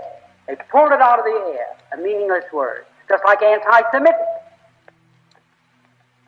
The Arabs are the Semites, and the Christians go around talking about people who don't like Jews as anti-Semites, and they call all the Arabs anti-Semites, the only Semites in the world of the Arabs. There isn't one Jew who's a Semite. They're all Turco-Fin Mongoloids, the Eastern European Jews. So they brainwash the public, and if you will invite me to meet this reverend who told you these things, I'll convince him, and it'll be one step in the right direction, and I'll go wherever I have to go to meet him. Yes, ma'am. Well, I can answer that. First of all, your first premise is wrong. Your first premise is wrong. That all the Jews are loyal to each other. Because the Eastern European Jews outnumber all the rest by so many that they create the impression that they are the Jewish race, that they are the Jewish nation, that they are the Jewish people, and the Christians swallow it like a cream puff. But in 1844, the German rabbis called a conference of rabbis from all over the world for the purpose of abolishing the Kal Nidra from the Day of Atonement religious ceremony. And they called in all these rabbis. And in Brunswick, Germany, where that was held in 1844, there was almost a terrific riot, a civil war, while the Eastern Europeans said, what the hell, we should give up Kal Nidra? That gives us our grip on our people. We give them a franchise so that they can tell the Christians, go to hell, we'll make any deal you want, but they don't have to carry it out. That gives us our grip on our people. So they're not so united, and if you knew the feeling that exists, now I'll also show you from an official document by the man responsible for we baptized this way, that here is a paper that we obtained from the archives of the Zionist organization in New York City, and in it is the manuscript by Sir James A. Malcolm, who, on behalf of the British cabinet, negotiated the deal with the Zionists. And in here he says that all the Jews in England were against it. The Jews that had been there for years, the Sephardics, those that had Portuguese and Spanish and Dutch ancestry, who were monotheists and believed in that religious belief, while these Eastern European Jews were still running around in the heart of Asia. And then they came into Europe. But they had no more to do with them than, can you talk about a Christian race or a Christian religion? Or are the Christians united? Well, the same disunity exists amongst the Jews. And I'll show you in this same document that when they went to France to try and get the French government to back that Zionist adventure, there was only one Jew in France who was for it, that was Rothschild. And they did it because they were interested in the oil and the Suez Canal. Do you know why?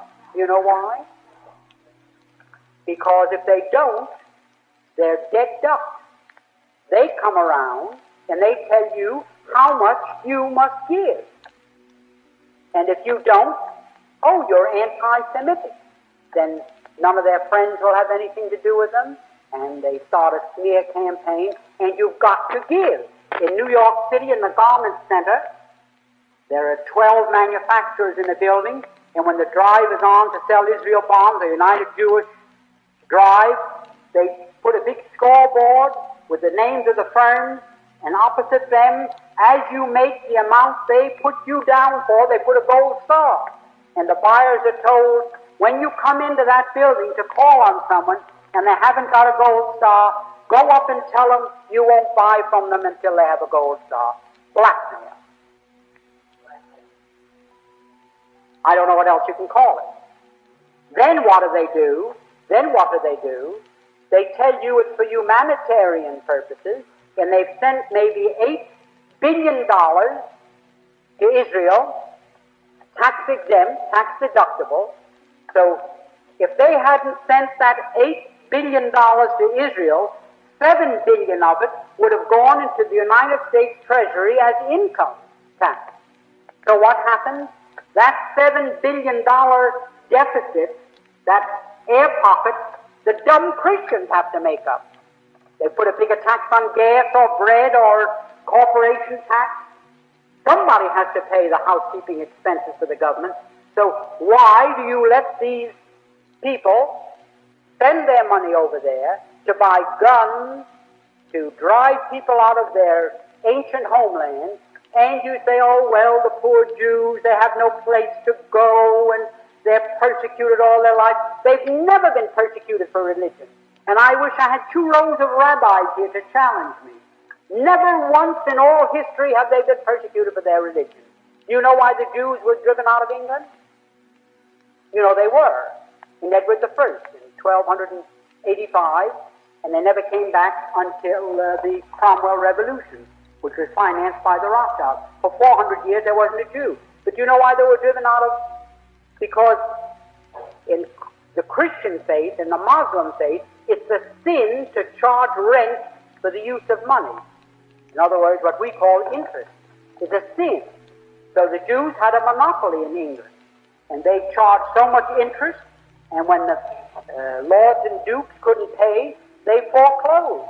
And they were creating so much trouble that the King of England finally made himself their partner, because when they came to foreclose, some of these dukes bumped off the Jews, the moneylenders. So the king finally said, and this is all in history, look up Hyamson or Roth, The History of the Jews in England, 2 books you can find in your library, that when the king found out what this trouble was all about, and he found out how much money they were making, he declared himself a 50% partner of the moneylenders, Edward I.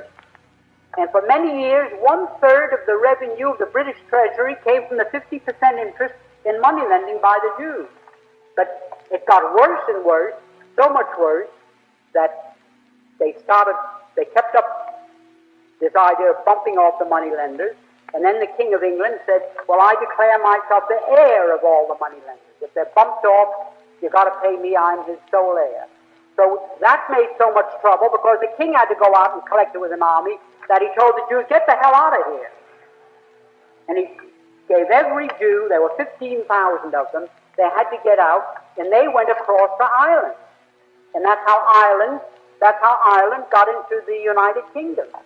When King Edward found out what they were doing, he said, well, if anybody takes that nice island over there, I'm going to take it for myself. And he sent Robert Southguard with a mercenary army and conquered Ireland. So, show me one time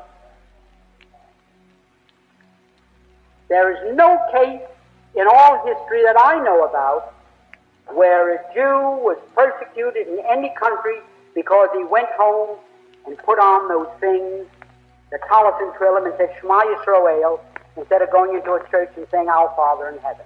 Not once. It's always their impact on the political, social, or economic customs and traditions of the community in which they settle. Now, somebody back there wants to answer. Yes, sir. Well, they say most of those things themselves. It was unnecessary for Benjamin Franklin to say it. Most of those things they say themselves. But now let me tell you, Benjamin Franklin observed and by hearsay understood what was happening in Europe. When Russia in 920 was formed and gradually surrounded the Khazare kingdom and then absorbed them, most of the well-to-do Khazars fled to Western Europe and brought with them the very things to which you object and I object and a lot of other people object. The customs, the habits, the instincts with which they were endowed. Now, Benjamin Franklin referred to them as Jews because that's the name that they went by. That's the name that they took. And the Christians, when they first heard that these people that were fleeing from Russia, who they were, that they had practiced this Talmudic faith, the Christians in Western Europe said, they must be the remnants of the lost 10 tribes. And Mr. Gretz, the greatest historian amongst the Jews, says that. And he's probably as good an authority on that subject as there is. So that when Benjamin Franklin came to Europe, in let's say the 18th century, he already saw the result of what these people had done after they left their homeland. And every word of it is gospel. Every word of it. And they themselves say it. I can give you a half a dozen books that they've written in which they say that. That when they have money, they become tyrants, and when they become defeated, they become ruthless. They state it. They're only barbarians. They're the descendants of Asiatic Mongols, and they will do anything to accomplish their purpose. What right did they have to do? What right did they have to take over Russia the way they did? The Tsar had abdicated 10 months before that, or 9 months before that. There was no need for them. They were going to have a constitutional monarchy, but they didn't want that. And so when the constitutional monarchy was to assemble in November, they mowed them all down and established the Soviet Union. There was no need for that, but they thought now is the time. And if you will look in the Encyclopedia Britannica under the word Bolshevism, you will find the 5 laws there that Lenin puts down for a successful revolution. And one of them is wait for the right time and then give them everything you've got. It would pay you to read that. You'd also find that Mr. Harold Lasky, who wrote the article for the Encyclopedia Britannica, states that the Jews conceived and created and cultivated the communist movement, and that their energy made them the spearhead of the movement. Harold Lasky wrote it, and no one knew more about communism than he. And the Encyclopedia Britannica for 25 years has been printing it. What more do you want? Anybody else? Well, I can't advocate that you do anything that's criminal or that might get your boys into trouble, but I can tell you this, that you can start what I call an endless chain. If you can get your friends to write, objecting to it. Here is the statement. Mr. Kennedy's office gave me this himself. Mr. Smith, who succeeded Mr. Kennedy, took over his office, was in his office and gave me this. For release to AMs, that means morning papers, August 26th. He delivered this on the 25th. And it says here, Israel is here to stay. That Israel is here to stay. It is a national commitment. Special obligation on the Democratic Party. The White House must take the lead. American intervention. We will act promptly and decisively against any nation in the Middle East which attacks its neighbor. I propose that we make clear to both Israel and the Arab states our guarantee that we will act with whatever force and speed are necessary to halt any aggression by any nation. Well, do you call the return of people to their homeland aggression? Is Mr. Kennedy going to do that? Suppose 3 million Mexicans came into Texas and drove the 6 million Texans into the deserts of Arizona and New Mexico. Suppose these Mexicans were slipped in there, armed, the Texans are disarmed, and one night they drove them all out of Texas, and they declared themselves the Republic of the Alamo. What would the United States say? Would we say it's aggression for these Texans to try to get their homes back from these Mexican thieves? Suppose the Negroes in Alabama were secretly armed by the Soviets, and overnight they rose up and drove all the whites into the swamps of Mississippi and Georgia and Florida. Drove them out completely, and they declared themselves the Republic of Ham or the Republic of something or other. Would we call it aggression if these people, the whites of Alabama, tried to go back to their homes? What would we think if the Soviet Union says, no, those Negroes now occupy them, let them there? Or if the Soviet Union said, no, those Mexicans are in Texas, they declared themselves a sovereign state, leave them there. You have plenty of room in Utah and Nevada. Settle them elsewhere. Would we call it aggression if the Alabama whites or the Texans wanted to go back to their homes? So now you've got to write to President Kennedy and say, we do not consider it aggression in the sense that you use the word. If these people want to return to their homes, as United Nations 15 times in the last 12 years called upon the Zionists and occupation of Palestine to allow these people to return to their former homes and farms. Now, I'm sure that Kennedy is smart, and when he used the word aggression, he may have had in the back of his mind, well, maybe I can get out of this. You can't call it aggression if people merely want to get back to their homes. You have just heard an address by Benjamin H. Freedman, World Authority on the Communist Conspiracy and its treasonous aims to unleash the United States into a Third World War. Mr. Freedman's talk has been recorded on two 12-inch long playing records, which can be played on any home phonograph. You can purchase these two recordings for a total of $6. Order them from Christian Education Association, Union, New Jersey. The publishers of Common Sense, America's newspaper against communism, reaching more people than any anti-communist newspaper in the world. The subscription price to Common Sense is only $1 a year. Every real American home should have both of these long-playing records to play for friends who visit, before church groups, patriotic and veterans organizations, and civic and women's clubs.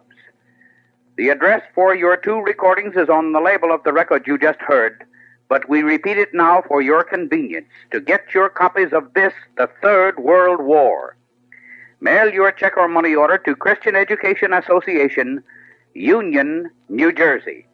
$6 for both records, $1 for a year's subscription to Common Sense. Get them both. Thank you. Now,